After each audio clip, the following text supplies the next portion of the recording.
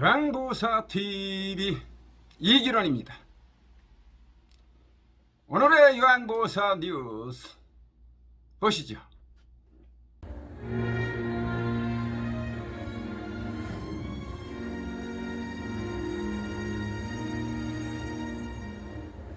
예, 이번 추석에 연로한 부모님 찾아뵙는 분들 많으실 겁니다. 무병장수를 바라는 게 자식들의 마음입니다만 늙고 병드는 건 피할 수 없는 현실입니다. 그런데 아픈 부모님을 집에서 모시기가 점차 어려워지면서 노인 돌봄이나 요양 문제가 큰 사회 문제로 등장했습니다. 이미 어느 누구도 피해가기 어려운 현실적 문제가 됐죠. 그래서 저희 뉴스9은 노인 요양의 현주소를 짚어보고 대안을 모색해보는 추석 특별 기획을 마련했습니다. 오늘은 그 첫 번째 순서로 가족이 경험하는 한 요양원의 실태를 먼저 고발하겠습니다. 장혁수 기자가 취재했습니다. 인천의 한 요양원. 요양보호사들이 노인을 침대에서 거칠게 일으킵니다. 노인이 항의하자 휠체어를 젖혀 위협하고 주먹과 이불로 머리를 때립니다. 침대에 손을 묶고 가슴을 꼬집기도 합니다. 문제가 불거지자 관련 요양보호사 2명은 퇴고됐습니다. 하지만 평소 요양원 측의 관리도 부실했다는 증언이 나옵니다.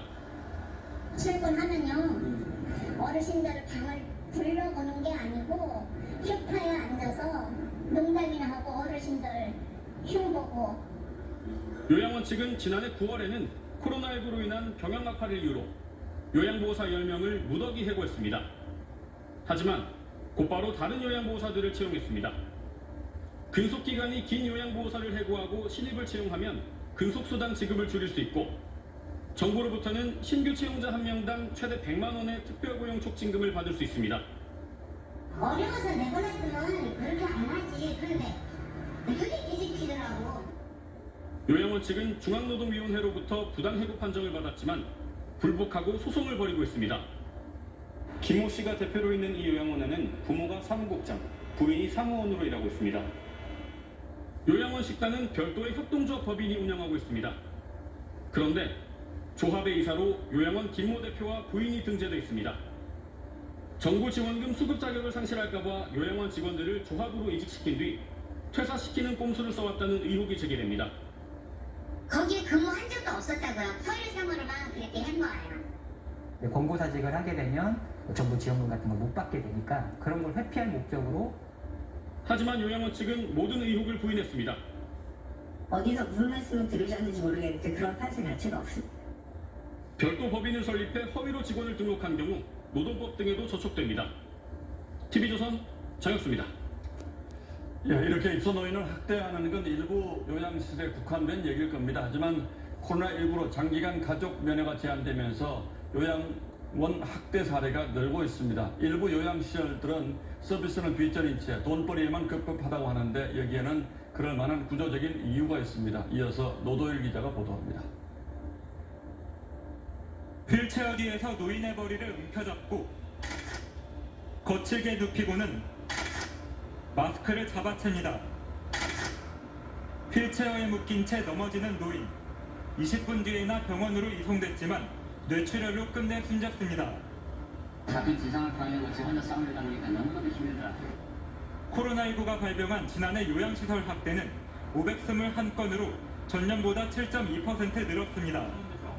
대부분 보호자들의 의심 신고나 CCTV로 들통난 사례들로 실제 발생은 더 많을 것으로 추정됩니다. 꽃피는 상처가 엄연히 다 나타났었고, 근데 그거 보고 나서는 제가 그러면은 CCTV가 지금 여기 다 설치되어 있지 않냐. 학대나 방임은 요양보호사들의 과중한 업무에서 주로 기인합니다. 실제 한 요양원은 68명의 입소자들을 신고하지 않고 정원을 초과해 운영했고, 요양보호사 12명에게 간호와 조리 업무까지 시켜 31억여 원을 편취하다 적발되기도 했습니다.